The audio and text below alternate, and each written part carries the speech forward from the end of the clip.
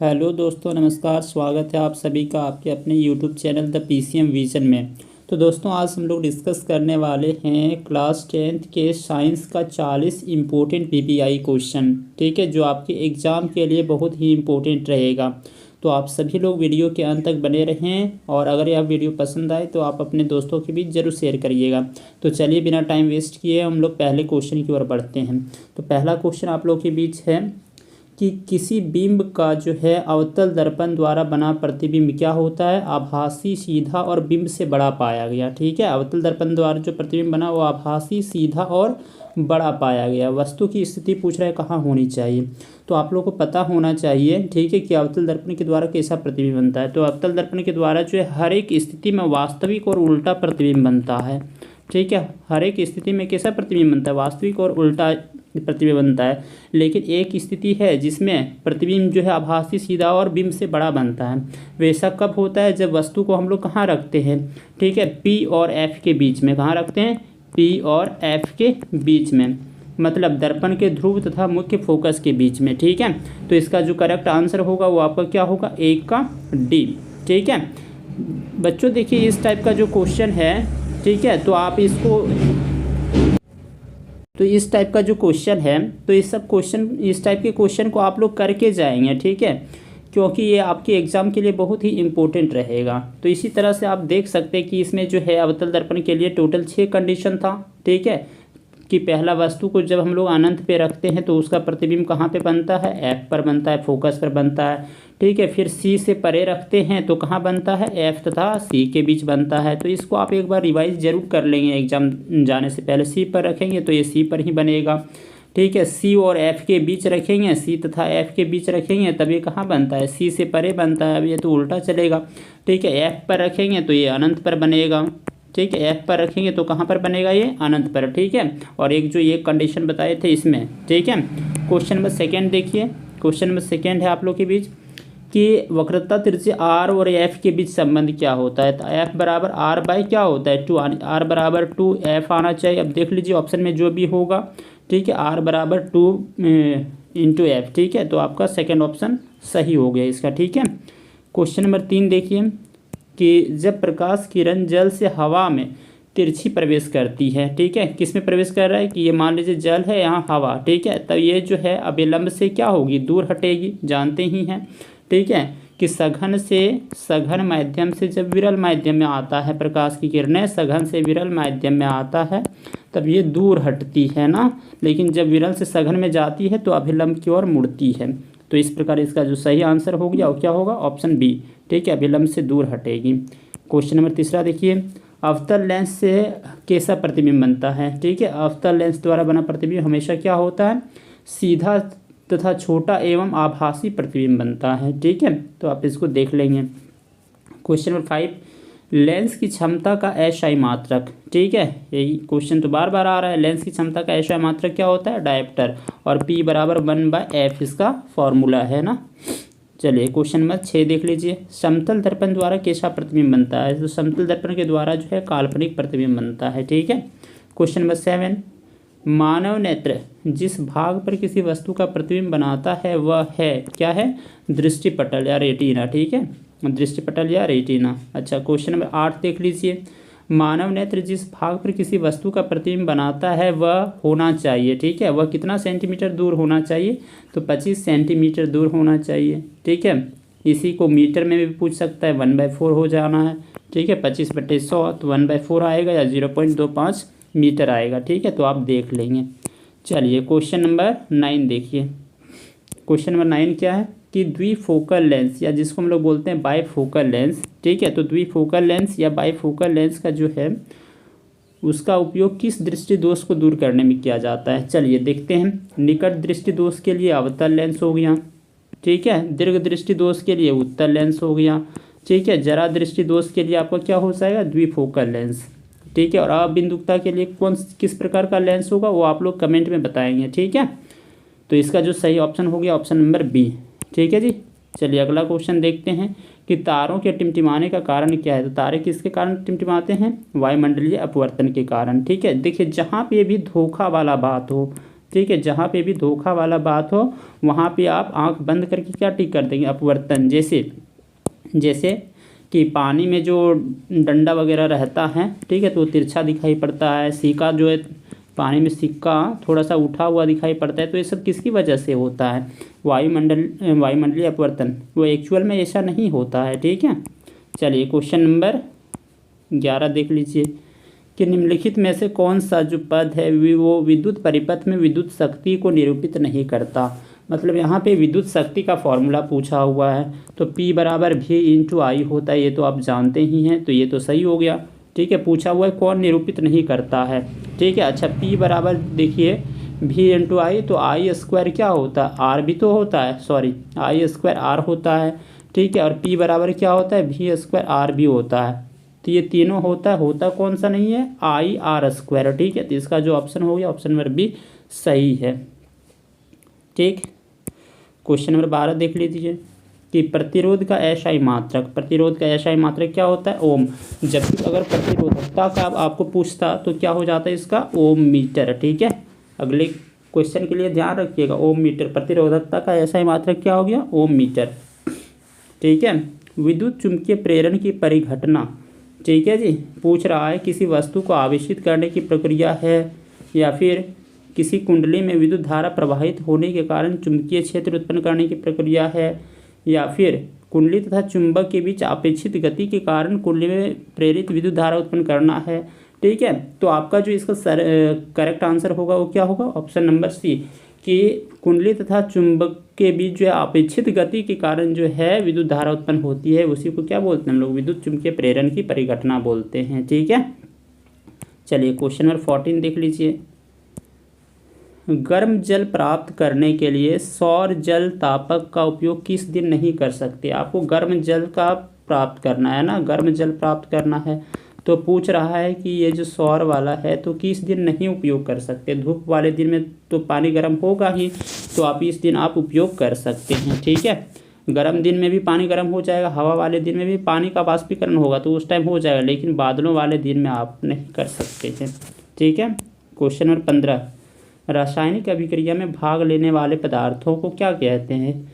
जो पदार्थ भाग लेते हैं उसको हम लोग अभिकारक बोलते हैं, और जो बनता है उसको हम लोग क्या बोलते हैं, उत्पाद ना, ठीक है। तो ये बात आप लोगों को पता होना चाहिए। क्वेश्चन नंबर 16, श्वसन किस प्रकार की रासायनिक अभिक्रिया है। श्वसन जो है एक प्रकार की ऊष्माक्षेपी अभिक्रिया है, क्योंकि इसमें ग्लूकोज टूटता है और तब जाकर के ऊर्जा का निर्माण होता है ना। तो जहाँ पे भी ऊर्जा का निर्माण होता है ऊष्माक्षेपी अभिक्रिया होती है। क्वेश्चन नंबर 17 जरा देख लीजिए कि ZnO+C से बन रहा है Zn+CO में किसका उपयोग होता है। उपयोग की जगह उपचयन होना चाहिए, ठीक है। तो जहाँ से आपका ऑक्सीजन हट रहा है उसका अपचयन होगा, यानी जिंक ऑक्साइड का अपचयन, और जिसके साथ वो जुट रहा है उसका हो जाएगा उपचयन। तो किसके साथ जुट रहा है यहाँ पे, कार्बन के साथ, तो कार्बन का यहाँ पे जैसे ये आपका जो है CO, ठीक है, इसका उपचयन हो जाएगा। पूछ रहा है अगला क्वेश्चन, सिल्वर क्लोराइड का रंग क्या होता है, ठीक है। AgCl का जो कलर होता है वो क्या होता है, वाइट कलर का होता है ये, ठीक है। AgCl किस कलर का होता है, वाइट कलर का। चलिए क्वेश्चन नंबर 19, निम्न में से कौन सा कथन सही नहीं है, ठीक है। NaOH लाल लिटमस पत्र को नीला कर देता है। सोडियम हाइड्रोक्साइड जो है वो एक क्षारीय है, और क्षार क्या काम करता है कि रेड को किस में बदल देता है, ब्लू में। ये पता होनी चाहिए आप लोगों को, ठीक है। तो पहला ऑप्शन तो ठीक है, पूछा हुआ है कौन ठीक नहीं है, ठीक है। अच्छा, HCl नीले लिटमस को लाल कर देता है। HCl आपका अम्ल है, तो अम्ल तो आपका क्या काम कर रहा है, ठीक है, ये नीला को लाल में चेंज कर रहा है, ये भी सही है, ठीक है जी।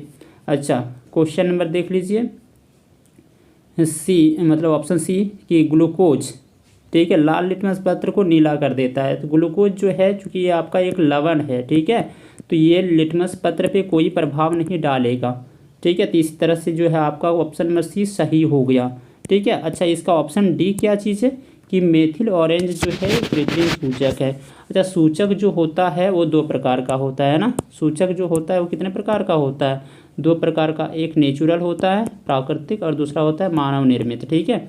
तो प्राकृतिक सूचक और जो है आपका मानव निर्मित, तो मानव निर्मित में तो आपका आ जाएगा एक मेथिल ऑरेंज आ जाएगा, दूसरा फिनोल्फथैलिन जो है वो आ जाएगा, ठीक है। जबकि प्राकृतिक सूचक में आपका आ जाएगा वैनिला, ठीक है, ये वैनिला आ जाएगा, प्याज भी इसी में आ जाएगा, ठीक है, लिटमस भी इसी में आ जाएगा, वैनिला, प्याज, लिटमस, ठीक है। तो आप ये सब अच्छे से देख सकते हैं, ठीक है। चलिए, अच्छा, प्राकृतिक सूचक में आपका लौंग भी आ जाएगा, लाल पत्ता गोभी भी आ जाएगा, ठीक है। तो इस तरह से आपका क्वेश्चन नंबर 20 देखिए कि निम्न में से किस पदार्थ का पीएच मान 7 से अधिक होता है। शुद्ध जल का पीएच मान कितना होता है? 7, ठीक है। नींबू का कितना होता है? 2.4 से 3.4 के बीच। जठर रस का कितना होता है? 1.2 से समथिंग होता है। लेकिन ब्लड का जो पीएच मान होता है वो कितना होता है? 7.4। तो पूछा हुआ है किस पदार्थ का पीएच मान 7 से अधिक होता है? तो रक्त का, ठीक है। क्वेश्चन नंबर आगे, धातु के ऑक्साइड की प्रकृति।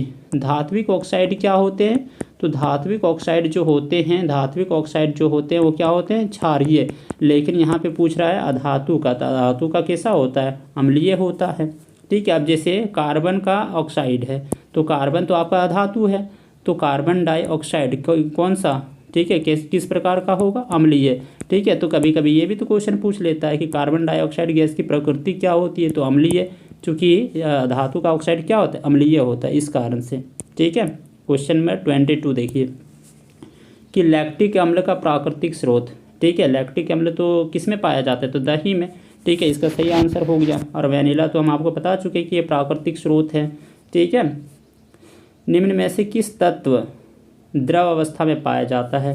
ठीक है, ब्रोमीन, मरकरी, दोनों या इनमें से कोई नहीं, ठीक है। एक होता है द्रव धातु और एक होता है द्रव अधातु, ठीक है। तो द्रव धातु के रूप में कौन पाया जाता है? पारा या मरकरी, जिसको हम लोग बोलते हैं। और द्रव अधातु के रूप में आपका हो गया ब्रोमीन हो गया, ठीक है। तो यहाँ पे पूछा हुआ है, कोई खास नाम नहीं दिया हुआ है, धातु अधातु कुछ है नहीं, तो इनमें से जो होगा आपका दोनों ऑप्शन सही होगा, ठीक है। यानी ऑप्शन नंबर सी करेक्ट। अच्छा, पारा को अन्य किस नाम से जाना जाता है? क्विक सिल्वर के नाम से ना, क्विक सिल्वर के नाम से जो है पारा को जाना जाता है। तो आप लोग इसको याद रखेंगे, ठीक है। क्वेश्चन नंबर 24 देखिए, पूछ रहा है इनमें से सबसे कम क्रियाशील धातु कौन सा है, ठीक है। तो आप लोग इस क्वेश्चन का आंसर जो है कमेंट बॉक्स में छापेंगे कि इनमें से सबसे कम अभिक्रियाशील धातु कौन सा है और सबसे अधिक कौन सा है। सबसे कम और सबसे अधिक, आपको क्रियाशीलता को ध्यान में रखना है, ठीक है। और आपको बताना है कि सबसे कम और सबसे अधिक कौन सा है। जल्दी से कमेंट बॉक्स में छापिए। क्वेश्चन नंबर 25 देखिए कि एक्वारेजिया में पाया जाता है। तो एक्वारेजिया आप जानते हैं कि 3 भाग सांद्र हाइड्रोक्लोरिक अम्ल और 1 भाग सांद्र नाइट्रिक अम्ल के मिक्सचर को हम लोग क्या बोलते हैं? एक्वारेजिया, ठीक है। अब क्वेश्चन आपसे क्या पूछ रहा है कि एक्वारेजिया में पाया जाता है सांद्र HCl, सांद्र HNO3, दोनों सांद्र होना चाहिए, याद रखिए, तनु नहीं होना चाहिए, ठीक है ना, सांद्र होना चाहिए। सांद्र मतलब पानी का मात्रा उसमें नहीं होना चाहिए, ठीक है। तो इस तरह से जो आपका ऑप्शन होगा वो कौन सा ऑप्शन सही हो जाएगा कि ये भी सांद्र है, ये भी सांद्र है, तो ऑप्शन नंबर सी दोनों करेक्ट होगा, ठीक है।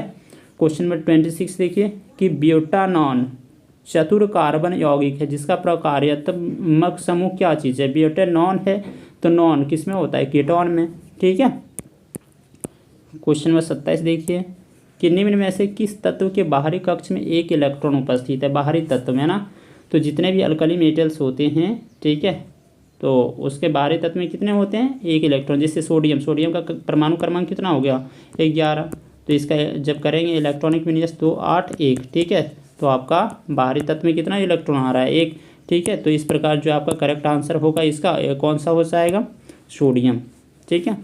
अच्छा, क्वेश्चन नंबर 28 देखिए कि स्वपोषी पोषण के लिए क्या चीज़ आवश्यक है? कार्बन डाइऑक्साइड, हाइड्रोजन जल आवश्यक है, क्लोरोफिल भी आवश्यक है, सूर्य का प्रकाश भी आवश्यक है, ठीक है। तो इस तरह से जो हैं आप क्या टिक कर सकते हैं कि उपर्युक्त सभी, ठीक है। तो चलिए अगला क्वेश्चन देखते हैं। क्वेश्चन नंबर 29, वृक्क की रचनात्मक एवं क्रियात्मक इकाई क्या चीज़ है? तो नेफ्रॉन है ना।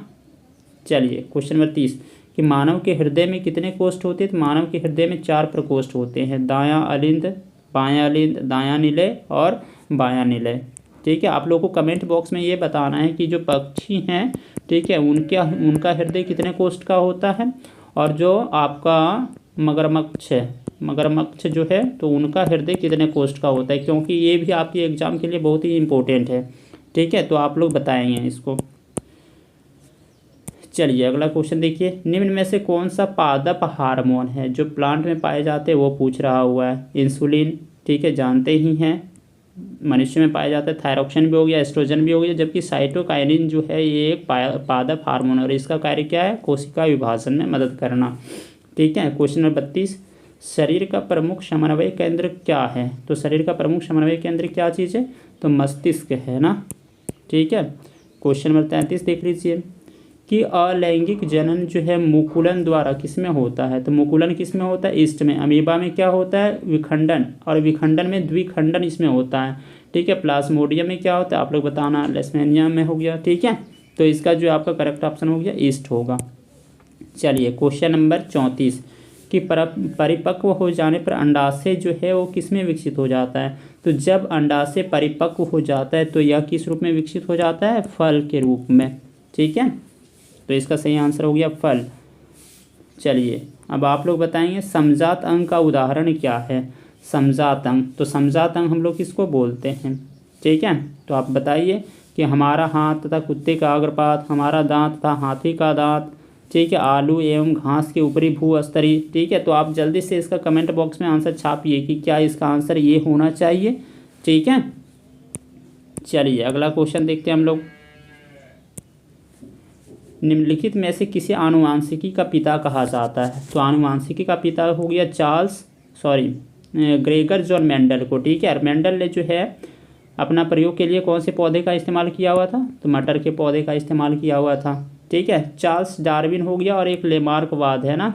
तो आपको बताना है कि चार्ल्स डार्विन के द्वारा कौन सा पुस्तक लिखा गया और लेमार्क के द्वारा कौन सा पुस्तक लिखा गया। ठीक है, पुस्तक एक है फिलोसफिक जूलॉजिकल। ठीक है, फिलोसफिक जूलॉजिकल, कमेंट बॉक्स में आप कमेंट करिए कि फिलोसफिक जूलॉजिकल जो पुस्तक है वो किसके द्वारा लिखा गया है। ठीक है, चलिए क्वेश्चन नंबर 37 देख लीजिए कि निम्न में से कौन आहार श्रृंखला का निर्माण करता है। ठीक है, कि घास को गेहूं खाएगा, ये तो गलत हो गया। ठीक है, घास को बकरी खाएगा, बकरी को मानव। ठीक है, ये ठीक लग रहा है। आगे ऑप्शन पढ़िए कि बकरी गाय खाए, नहीं ये तो गड़बड़ है, घास ये भी गड़बड़ है। तो इसका जो करेक्ट ऑप्शन है, सही ऑप्शन है वो कौन सा है, ऑप्शन नंबर बी ठीक है। क्वेश्चन नंबर 38 देख लीजिए। क्वेश्चन नंबर 38 क्या चीज़ है कि निम्नलिखित में से कौन उत्पादक है। सर्प तो उपभोक्ता है, ये भी उपभोक्ता है, ये भी उपभोक्ता है। घास आपका क्या चीज़ है, घास उत्पादक की श्रेणी में आता है। ठीक है, क्वेश्चन नंबर 39 चिपको आंदोलन का मुख्य उद्देश्य, ठीक है जी, वो क्या था। तो चिपको आंदोलन का जो मुख्य उद्देश्य है वो क्या है, बोलिए। वन नाशन को रोकना, ठीक है, और ऑप्शन पढ़िए बिजली उत्पादन, जल प्रदूषण रोकना, मिट्टी के प्रदूषण। ठीक है, तो चिपको आंदोलन का मुख्य उद्देश्य क्या था, वन नाशन रोकना। ठीक है, चिपको आंदोलन जो है वो उत्तराखंड के रेनी नामक विलेज में चलाया गया था। कौन सा गांव, रेनी नामक गांव में चलाया गया था। ठीक है, और इसका जो नेतृत्व किया था वो किसने किया था, सुंदरलाल बहुगुणा ने। किसने, सुंदरलाल बहुगुणा ने इसका जो है नेतृत्व किया था। ठीक है, अब आप लोग को कमेंट बॉक्स में ये बताना है कि चिपको आंदोलन जो है वो कब चलाया गया था। ठीक है, चिपको आंदोलन जो है कब चलाया गया था, कहाँ चलाया गया था, तो रेनी नामक विलेज में। किस नेतृत्व किसने किया था, सुंदरलाल बहुगुणा ने। ठीक है, लेकिन आप लोग को बताना है कि कब चलाया गया था। चलिए इसका लास्ट क्वेश्चन हम लोग देख लेते हैं कि लास्ट क्वेश्चन आप लोग के बीच क्या है कि खादीन पाए जाते हैं। ठीक है, खादीन, तो खादीन जो हैं वो कहाँ पाए जाते हैं, राजस्थान झारखंड। तो आप लोगों को पता होगा कि खादीन जो है कहाँ पाए जाते हैं, राजस्थान में। ठीक है जी, तो ये बच्चों आप लोग के बीच जो है 40 क्वेश्चन रहा। आशा करते हैं कि आप लोगों को समझ में आया होगा। ठीक है, तो अगर यह वीडियो आप लोगों को पसंद आए तो आप अपने दोस्तों के बीच ज़रूर शेयर करिएगा। ठीक है, और अगर कोई और हेल्प चाहिए तो आप कमेंट में कमेंट करेंगे। ठीक है, तो चलिए आज के लिए इतना ही रखते हैं। थैंक यू, धन्यवाद।